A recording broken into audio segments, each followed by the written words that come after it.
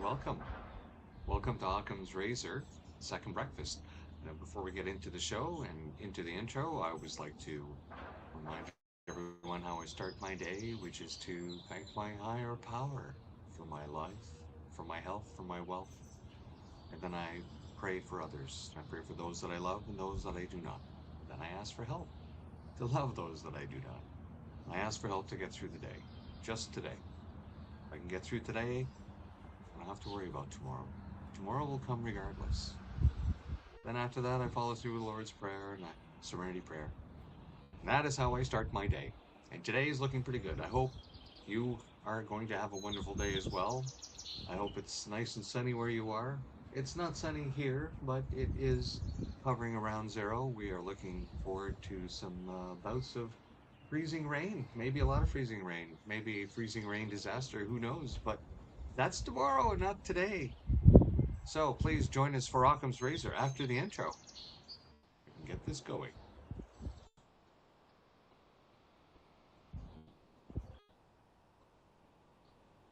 Is that it all? Don't want any overlaps? All right, let's go.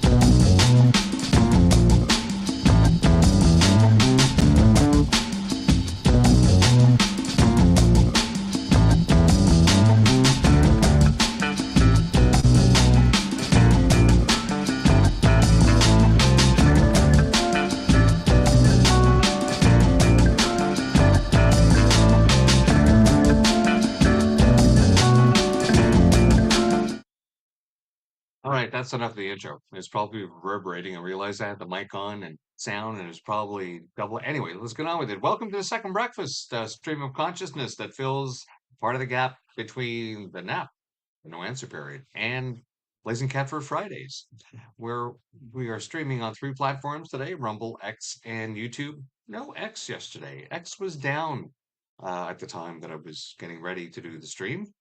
Couldn't set it up. But we're here today, so please give us a like, thumbs up, follow, share, subscribe. Most of all, the chat is up across all three platforms. So please feel free to ask anything. Comments drive the algorithm when I'm not driving it down with my forbidden words. This veteran appreciates your support. Please visit my channels and share. I hope you're all having a wonderful morning. So let me get into X here and make sure that we are streaming. And it looks like we are. Very good. Okay, well, as you can see, this is just X site. We post up some articles. We also post our videos as well with the write-ups on YouTube and Rumble. And let's get right into today's first story, which is the Supreme Court upholds Newfoundland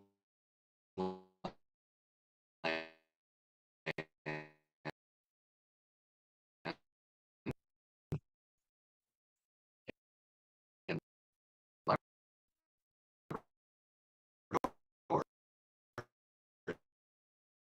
pandemic travel bans.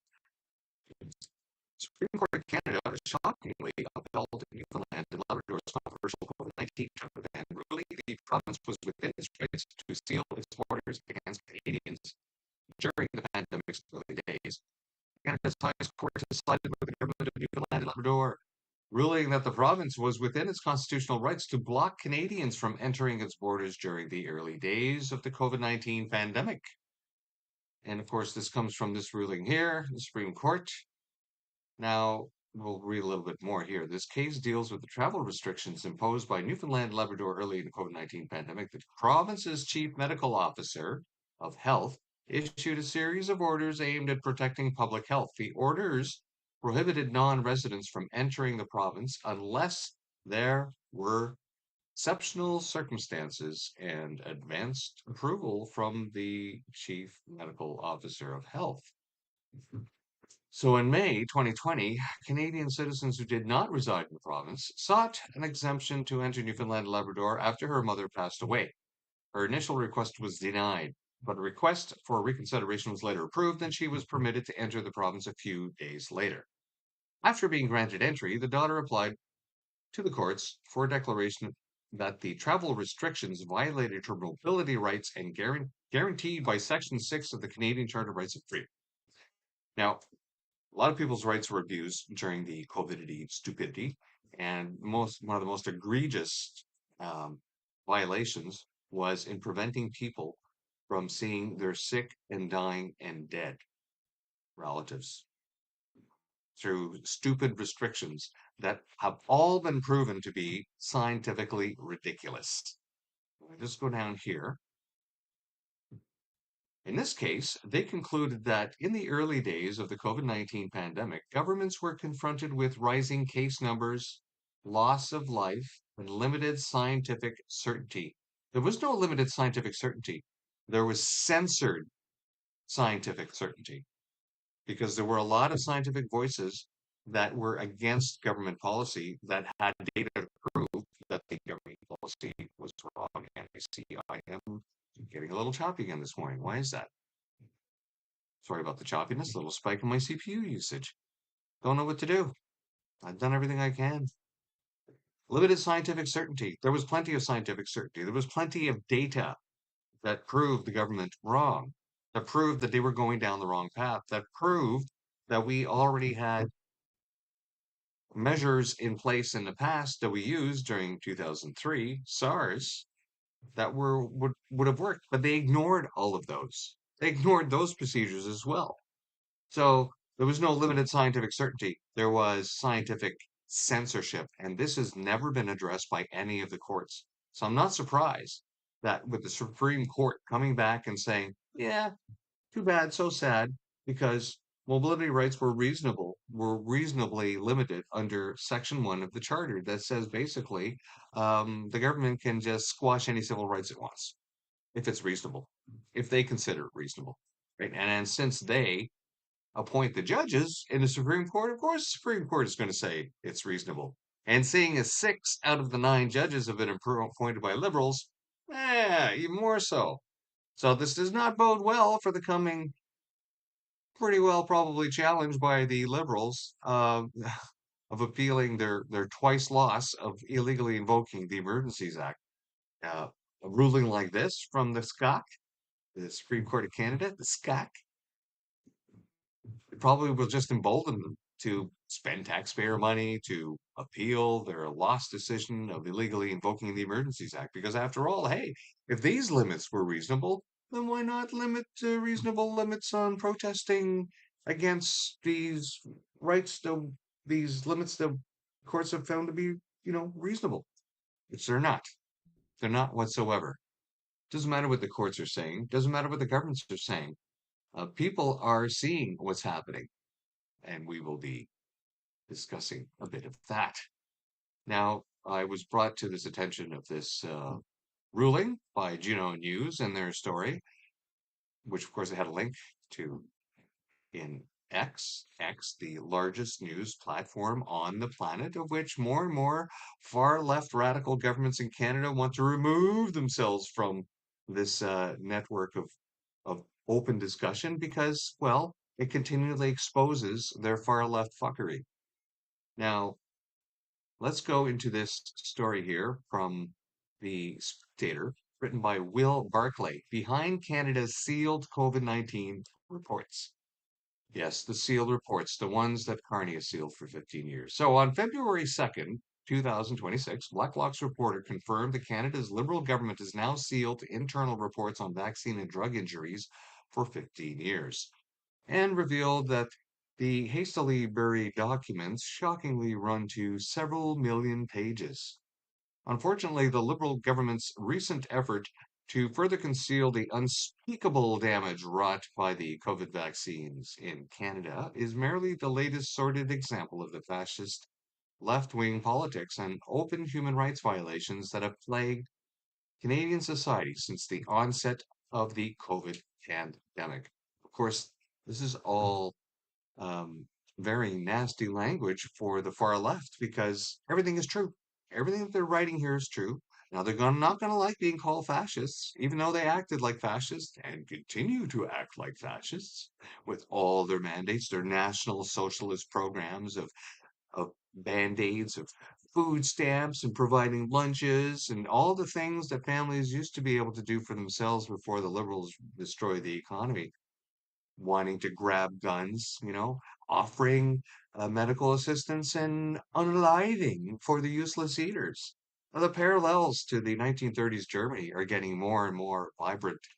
In fact, although it has shamelessly attempted to conceal its treachery, it is clear that the Liberal government's response to the COVID pandemic has long been exposed as an exercise in fraud and a ghoulish masquerade that has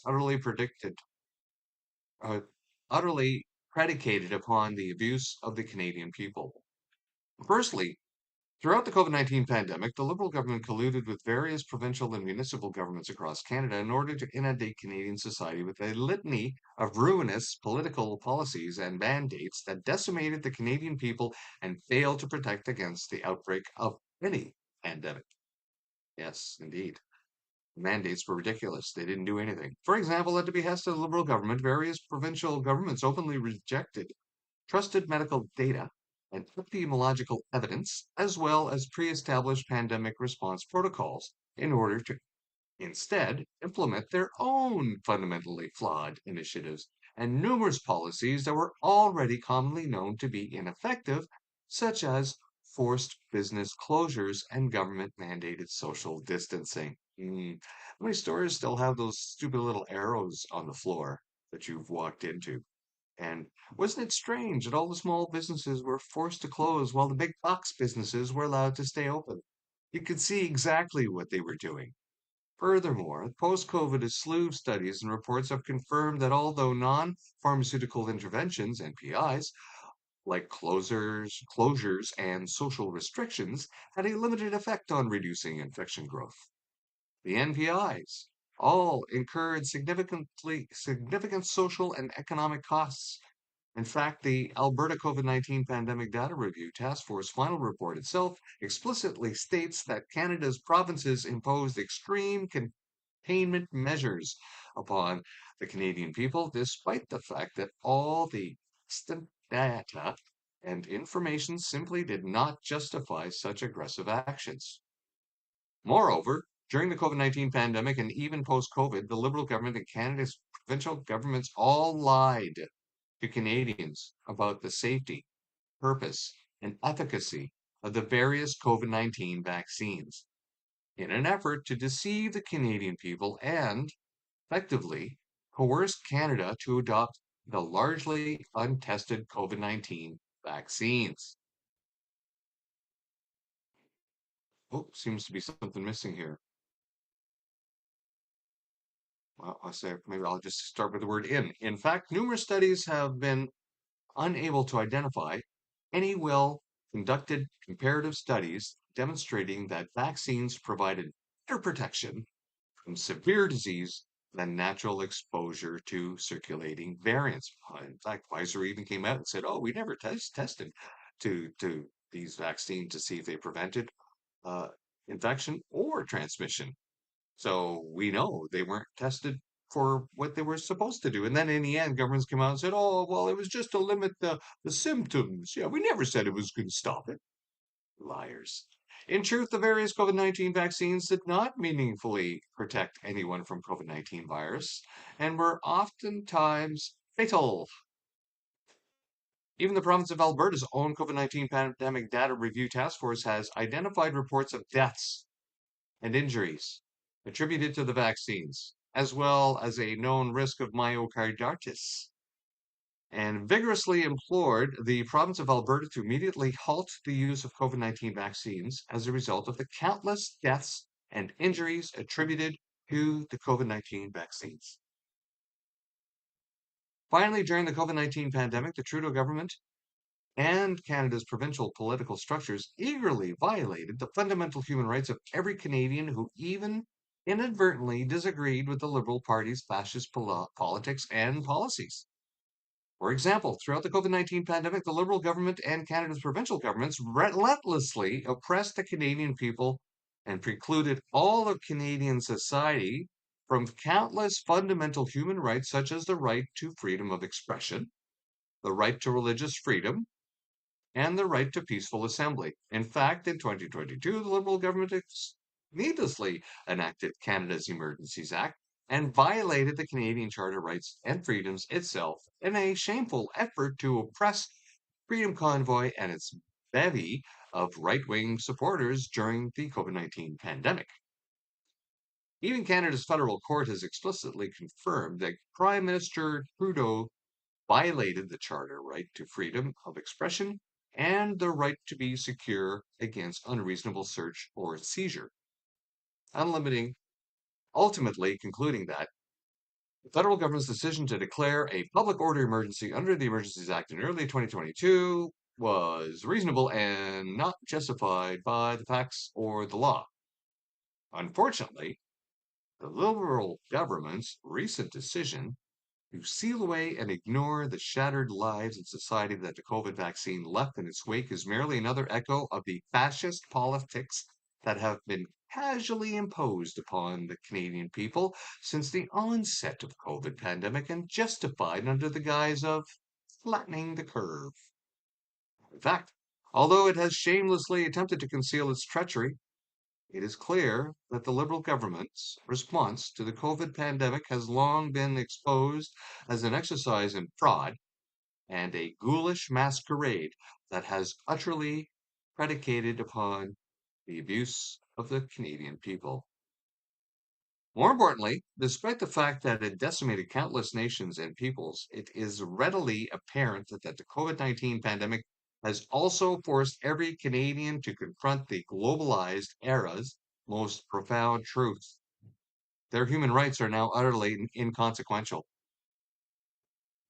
As you saw at the beginning of this stream, Supreme Court of Canada said, yeah, it was okay to violate your rights of movement during the COVID mandate, even though all the science and the data behind it today has been proven wrong. But back then, we had limited resources to intelligence, the medical stuff that we knew at the time. Okay.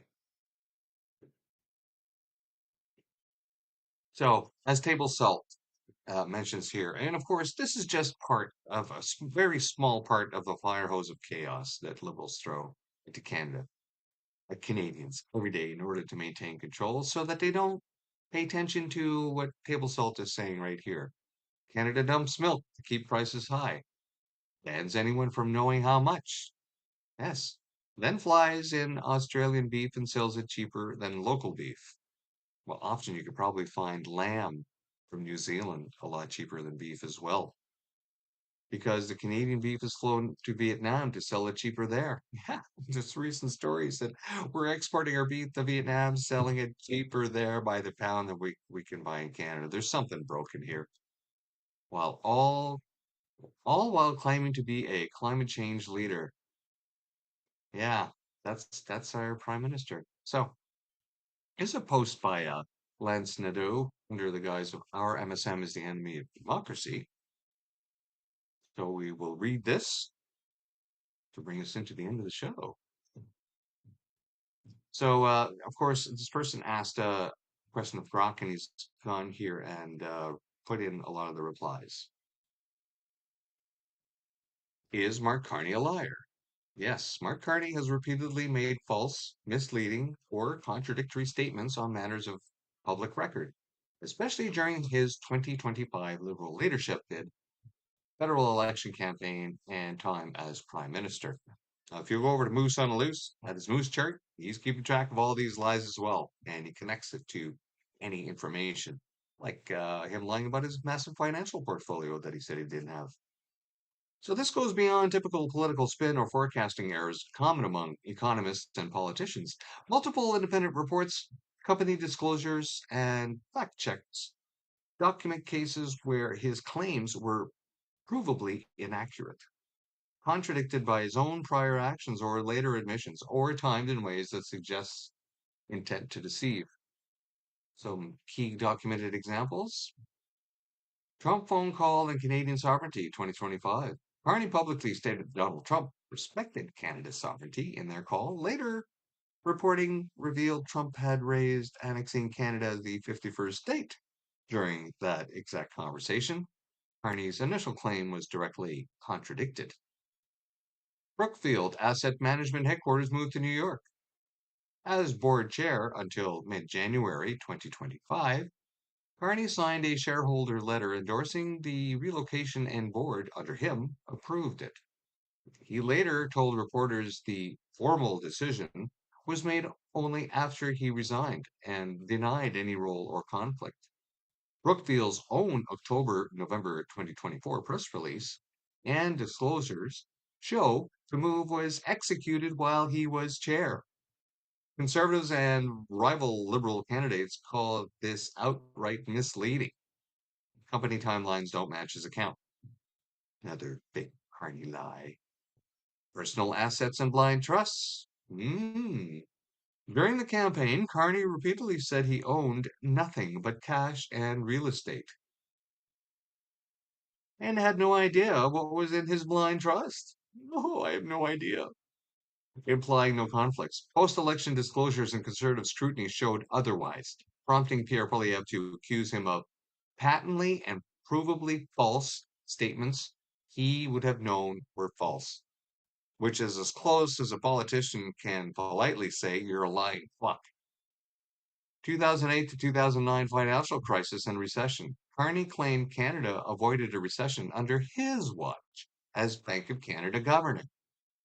Canada officially entered a recession, three-quarters of GDP contraction. Carney himself testified to Parliament in February 2009, projected a 1.2% GDP drop. CBC fact check this as false. False. Working with Paul Martin to balance the books. Another false statement. Carney said it was his privilege to work with Paul Martin when he balanced the book and kept the books balanced. Balancy book balance. Martin's key surpluses were in the late 1990s. Carney didn't join the Department of Finance until 2004 under a different finance minister. Toronto Sun and National Post flagged the timeline as false. False, false, false. Carney's a liar. Working with, oh, sorry, okay, so other campaign claims, fact checked as misleading. Auto manufacturing is Canada's second largest export with 125,000 direct to 500,000 direct jobs. Outdated. It was third largest in 2024 with 138,000 direct jobs. Pierre Poilievre would eliminate foreign aid. That was a claim that Carney said. Poilievre said massive cuts, not elimination. CBC admitted that. Various exaggerations about saving the Canadian economy. Single-handedly prior dealings with Trump as BOE, Bank of England governor, he had none officially, and Canada supplying most US semiconductors, actual share was less than 1%. Yes, his goofball statement on semiconductors, like his goofball statement on steel. Who uses steel anymore? Additional examples include contradictory pipeline messaging, pro-pipeline to Western audiences, never imposed to Quebec. A slip claiming he agreed with Hamas, later walked back as a wording error. And claiming he had resigned all roles and cut all ties while still holding positions at Chatham House, Pearson Institution, etc., etc., and etc. This man just lies all the time. All the time. And that brings us to the conclusion of today's show. Thank you all for coming out. Please like, share, subscribe. Join us again tomorrow morning for a second breakfast. Who knows what we'll talk about then? Maybe about one of the videos that we made. Please visit our site. Please watch our videos. Please give us a like, share, subscribe. It drives the algorithm. And it's so easy and it's so cheap. Not even asking for anybody. All you need to do is hit like, subscribe, follow. Thanks a lot. We'll see you tomorrow. See you then. Bye bye.